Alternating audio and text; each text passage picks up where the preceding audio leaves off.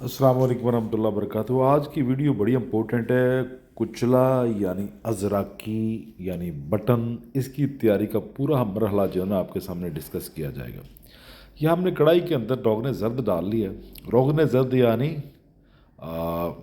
गाय का देसी घी। और ये कुचला आपके सामने मैं आपको दिखा रहा हूँ। कुचला भी कह देते हैं, अज़राकी भी कह देते हैं, बटन भी कह देते हैं। अच्छी तरह साफ़ कर लें, धो लें। जो कुचले के पीसेस ख़राब हो उनको निकाल के साइड पे फेंक दें और धोने के बाद खुश्क कर लें, अच्छी तरह ड्राई कर लें। आज इसके वसफ़ भी बयान करूँगा, इसकी तैयारी का पूरा मरहला भी बयान करूँगा। जब आपका घी रोगन ज़र्द पिघल जाता है, होना रोगन ज़र्द चाहिए क्योंकि कुचला बनता ही रोगन ज़र्द में है। तो साथ साथ मैं इसके फ़ायदे भी बताता जाऊँगा। इसके फ़ायदे क्या है? मिजाज के हिसाब से देखा जाए तो गर्म है मेरे ख्याल में चौथे दर्जे में। और इसकी खुराक मकदार जब तैयार कर लें 1 से 1.5 रत्ती के बराबर होती है। अच्छा, इसके फ़ायदे क्या हैं? ये मकवी मैदा है, मकवी असाब है, मुहर्रक हरकत देने वाला, मकवी मसाना, मकवी बाप, मिल यानी कब्ज़ को दूर करने वाला, असाबी और बलगमी अमराज पे इसका बड़ा गहरा असर होता है। फालज हो, लकवा हो, नकरस हो, वजह मुफासल हो, अरकन नसा हो, दर्द कमर हो, ज़ोफ़ मैदा हो, नामर्दी में, इन तमाम अमराज में बहुत ज़्यादा ये मुस्तामिल है। इनको इस्तेमाल करना भी चाहिए लेकिन एहतियात बड़ी ज़रूरी है।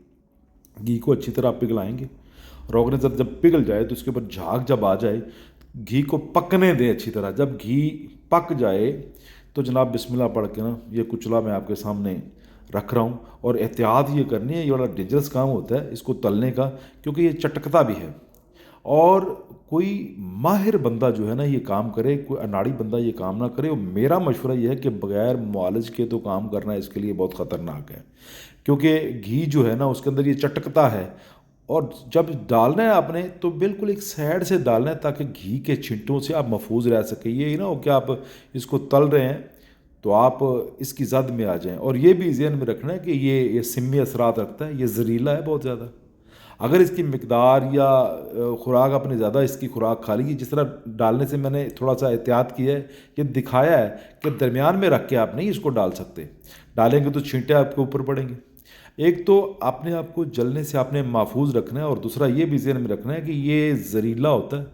इसको बग़ैर मुदब्बर किए किसी भी काबिल मुआलज की ज़ेर निगरानी आप यूज़ कर सकते हैं। अब जब आपने कुचला डाला तो जो दाने ख़राब हो गए वो ऊपर ना तैर आएंगे फौरी। ये देखें जिस तरह मैं ये दाने सारे उठा रहा हूँ, आपको शायद नज़र आ रहे हों। तो जो दाने ख़राब होते हैं घी के ऊपर फौरी जो है कच्चे ना वो ऊपर तैर आते हैं, तो आप उनको निकाल दीजिए ताकि वो बेफ़ायदा हैं, या तो वो एक्सपायर हैं या पूरी तरह ख़राब हो चुके हैं। उनको उतार के जब आप साइड पे कर देंगे तो फिर जो आगे ये तलाई जिस तरह आपके सामने हो रही है, रोगन ज़र्द होना चाहिए और दिल लगा के काम करना है। और जब जैसे जैसे ये कुचला पकता जाएगा, तैयार होता जाएगा, बढ़िया होता जाएगा, वैसे ये ऊपर आना यानी घी के ऊपर तैरना शुरू हो जाएगा। जो दाना जो पीस आपका तैयार हो गया ना वो ऊपर तैरना शुरू हो जाएगा। आप ज़रा गौर से देखेंगे तो जो ऊपर तैर रहे हैं, मैं उन दानों को पकड़ रहा हूँ, दूसरों को मैं नहीं पकड़ रहा। और आहिस्ता आहिस्ता नीचे से ऊपर आ रहे हैं। जैसे जैसे ये बनता जाएगा, तैयार होता जाएगा। आँच आपने हल्की रखनी है, तेज़ आँच रखेंगे तो ये बर्न भी हो सकता है। जैसे ही कोई दाना ऊपर तैर के आता है इसका मतलब यह है कि वो तैयार हो गया, फ्राई हो गया, तो वो ऊपर आ रहा है। आप उसको उठा के जो है ना अपने कढ़ाई से बाहर निकालने की कोशिश करें। जो हर बंदे का अपना तरीक़ाकार है, आप अपने तरीके से इसको बाहर निकालें। अगर मैं इसके फ़ायदे बयान करने शुरू कर दूँ ना तो कोई भी मुआलज, कोई भी हकीम अगर इसको बनाएगा ना, सबसे पहले एहतियात और तजर्बा और मशवरा किसी काबिल इंसान से लाजमी। जो बनाएगा ना उसका अल्लाह पाक ना नाम बुलंद करेगा, उसको अल्लाह इज़्ज़त तौक़ीर से मतलब अता करेगा। क्योंकि मैंने सारी ज़िंदगी इसको बनाया है तो मेरे दिल में आया कि मैं क्यों ना ये फार्मूला आप लोगों के सामने पेश करूं, ताकि मेरे काफ़ी सारे बहन भाई, काफ़ी सारे ऐसे दोस्त हैं जो इसके बारे में जानते हैं लेकिन डरते हैं। ये डरना उस वक्त है, ये मुख्तलिफ़ तरीके हैं। कोई रेत में बनाता है, कोई रेत में भिगो के इसके छोटे छोटे नाखन काट के बनाता है। मैं तो जनाब इसको 21 साल की प्रैक्टिस है। 21 साल में ऐसे रोगन ज़र्द खुला डाल देते हैं। 2-3 किलो गाय का घी होना चाहिए।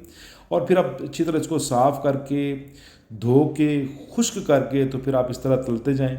और जो जो घी के ऊपर आए आपने उसको उठाना है, अंदर से नहीं उठाना। या ये एक इल्म है जो मैं आपको बता रहा हूँ, ये एक टेक्निक है। अगर आपने اس کو اندر سے اٹھانا شروع کر دیا تو پھر کچا جو ہے نا کچلا یا نیکس وومیکا بھی کہتے ہیں، یہ ازراکی کچا اگر آئے گا تو پھر بجائے فائدے کے نقصان ہوگا۔ اس کو استعمال کرنا، اس کو بنانا بڑی مہارت کا کام ہے۔ عام بندہ اگر اس کو استعمال کرے تو بجائے فائدے کے وہ نقصان بھی کر بیٹھتا ہے۔ لیکن ایک معالج جو ہے، اللہ نے اس کو وسیع جو ہے نا مائنڈ یا ذہن دیا ہوتا ہے، وہ جناب اس میں معاملہ جو ہے نا بہتری کی طرف کر سکتا ہے۔ تو جناب اس طرح ہے کہ اس کے فائدے کے متعلق، اس کے مزاج کے متعلق تو آپ گوگل سے کہیں سے پڑھ سکتے ہیں، لیکن اس کا جو بنائے جانے والا پروسیس ہے نا، اس میں خاصی مہارت چاہیے۔ اور یہ ہے کہ ایک معالج کا کام ہے، جب بھی وہ کوئی دوائی بناتا ہے تو سب سے پہلے اپنے اوپر وہ امپلیمنٹ کرتا ہے۔